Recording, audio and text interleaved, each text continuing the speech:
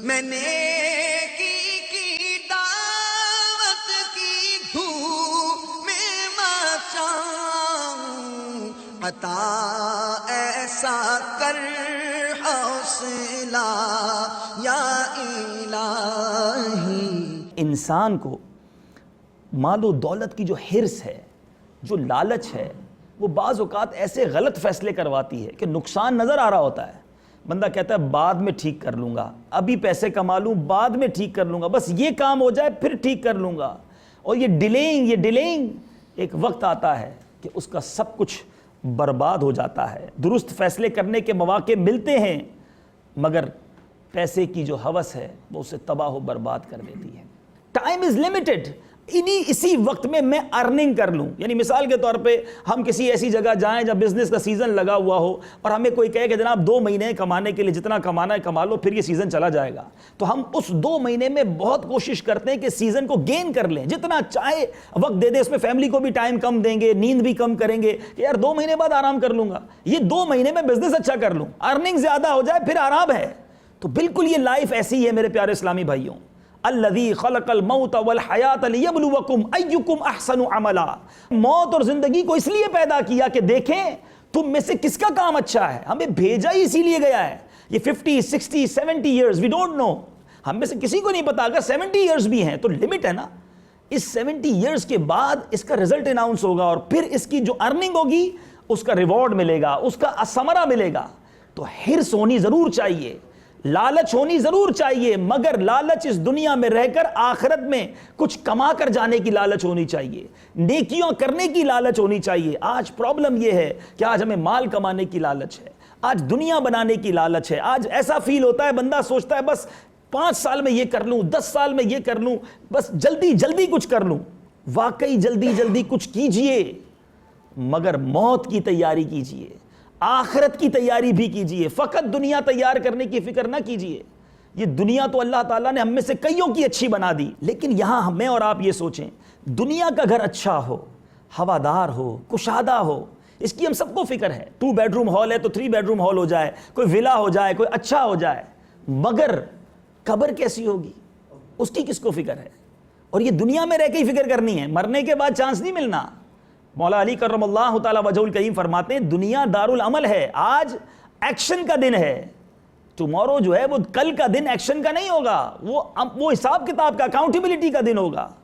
تو ہمیں ان تمام باتوں پر غور کرنا ہے۔ اب آئیے، ہمارے اسلاف کو بھی لالچ تھی، ہمارے صحابہ کو بھی، چونکہ ٹاپک میرا حرص ہے، وہ بھی حریص تھے، اور ان کی حرص کیسی تھی، وہ اس لائف میں رہ کر کس طرح میرے پیارے اور محترم اسلامی بھائیوں نیکیاں کمایا کرتے تھے۔ نبی پاک صلی اللہ تعالیٰ علیہ وسلم ایک بار صحابہ اکرام علیہم رضوان کے ساتھ بیٹھے، اناؤنسمنٹ کیا، اعلان کیا، فرماتے ہیں آج کون ہے تم میں سے جس نے روزہ رکھا؟ صدیق اکبر رضی اللہ تعالیٰ عنہ کھڑے ہوئے، یا رسول اللہ صلی اللہ علیہ وسلم آج میں نے روزہ رکھا ہے۔ اسٹیٹس کیا ہے؟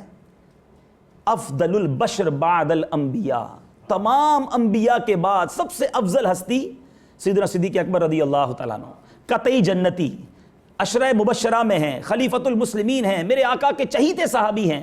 ہم اور آپ تو تھوڑی نیکیاں کر لیں تو سیٹسفیکیشن، ارے میں نے حج بھی کر لیا ہے، میں 5 ٹائم نماز پڑھتا ہوں، میں زکوٰۃ پوری نکالتا ہوں، اب اندر سے صدا آنے لگتی ہے تو بڑا نیک ہو گیا ہے، تیرا اب بہت ہے، تھوڑا بہت چلتا ہے۔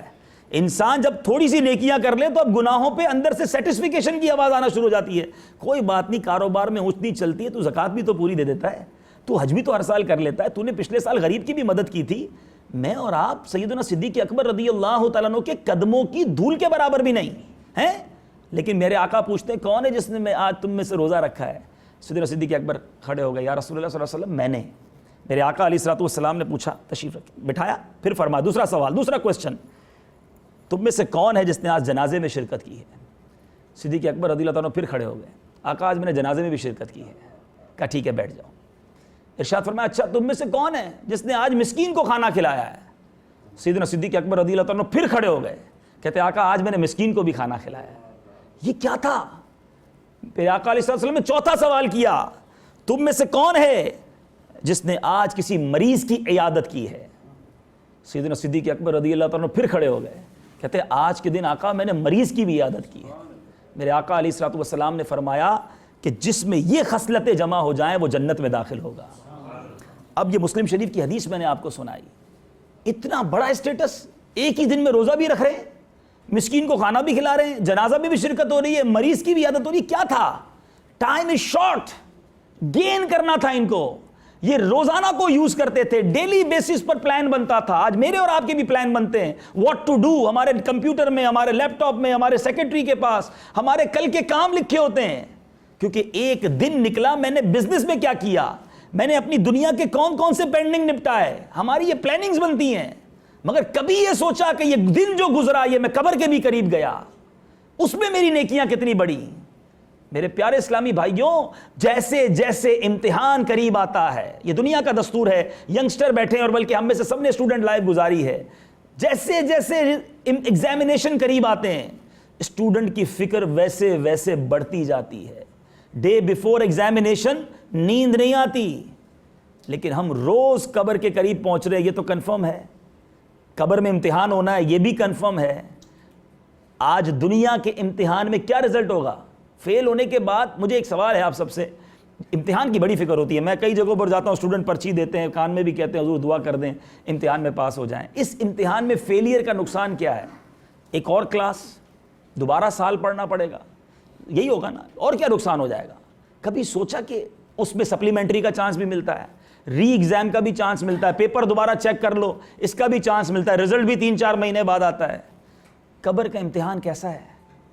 ایک ہی چانس, کوشچن پیپر آؤٹ ہے, نو ری ایگزام, نو سپلیمنٹری کوشچن, اور ادھر جواب دیے, ادھر رزلٹ اناؤنس, دوبارہ چانس بھی نہیں. اور رزلٹ کیا ہے؟ 1 سال دوبارہ پڑھنا نہیں, 1 سال دوبارہ کلاس میں رہنا نہیں ہے. جس نے صحیح قبر کے جواب دیے مجدہ ملنا ہے کہ سو جا جیسے دلہن سوتی ہے اور جنت کی کھڑکی کھول دی جائے گی. اور جو قبر کے اس ایگزام میں فیل ہو گیا, اس کے بعد اس کے پاس کوئی چانس نہیں دوسرا, ہمیشہ ہمیشہ وہ جہنم کی آگ میں قبر میں جلتا رہے گا. ہم میں سے کس کو فکر ہوئی؟ ایک میں نے واقعہ پڑھا تھا کتاب میں کہ ایک بیٹا رات کو اٹھ گیا اور رونے لگا. اس کے والد صاحب نے پوچھا بیٹا کیوں رو رہے ہو؟ کہ مجھے سبق یاد نہیں ہے اور صبح میں اسکول میں سبق نہیں سنا سکوں گا, مجھے اس لیے رونا آ رہا ہے.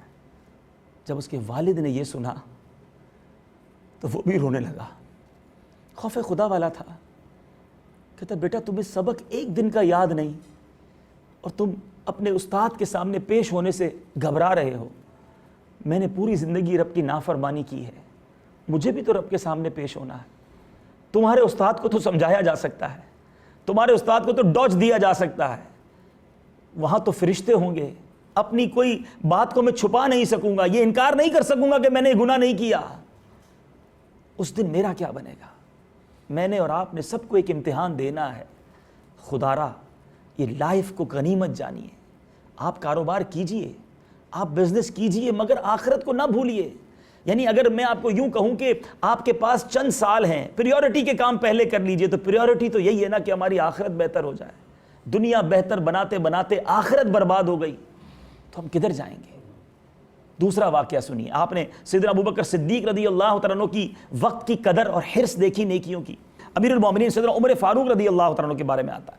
آپ بھی کیسے صحابی, عشرہ مبشرہ ہیں, قطعی جنتی ہیں. میرے آقا فرماتے جس گلی سے عمر گزر جائے اس گلی سے شیطان نہیں گزرتا. ایسا مرتبہ ہے, سیٹسفیکشن پھر بھی نہیں ہے. فرماتے ہیں جب آپ پر حملہ ہوا اور آپ شدید زخمی ہو گئے, بے ہوشی کے عالم میں چلے گئے, صحابہ اکرام علیہم الرضوان اٹھانا چاہ رہے ہیں, آپ کو ہوش نہیں آ رہا. کسی صحابی نے کہا کہ ان کو نماز کے نام پر اٹھاؤ, یہ نماز کے نام پر اٹھ جائیں گے.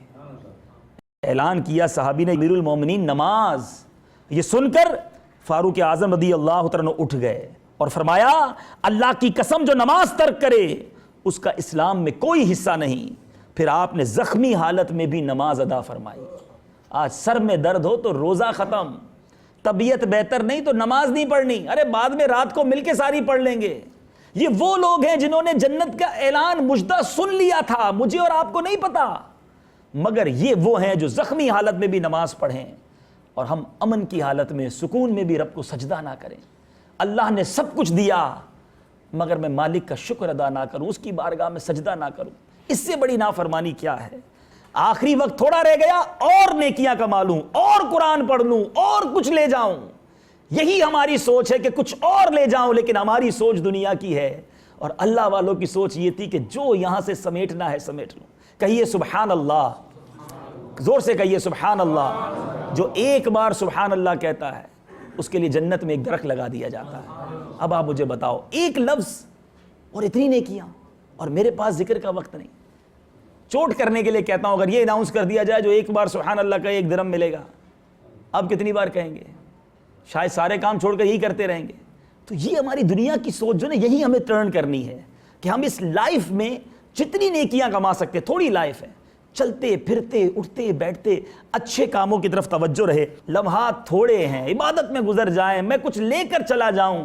میرے پیارے اسلامی بھائیوں، یہی ہمارے اسلاف کا طریقہ ہے، اور یہی الحمدللہ عز و جل دعوت اسلامی ہمیں سوچ فراہم کرتی ہے. بیزی لائف ہے ہماری، ہم نے اپنی لائف کے کچھ ایمز اینڈ آبجیکٹس بنا لیے ہیں، لیکن یہ طے ہے کہ ہم مسلمان ہیں.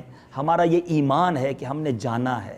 یہ دنیا ہمارا مسکن نہیں ہے. It is not over last destination. ہم یہاں پر مسافر ہیں، اصل ڈیسٹینیشن کچھ اور ہے. ابھی اللہ نے زندگی بھی دی ہے، صحت بھی دی ہے، عافیت بھی دی ہے.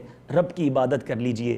گناہوں کی حرص نہیں، حرص ضرور ہونی چاہیے، لالچ ضرور ہونی چاہیے، مگر وہ لالچ نیکیوں کی لالچ ہونی چاہیے، وہ اچھے اعمال کی لالچ ہونی چاہیے. میں نیکی کی دعوت کی دھوم میں مچاؤں، عطا ایسا کر حوصلہ یا الہی.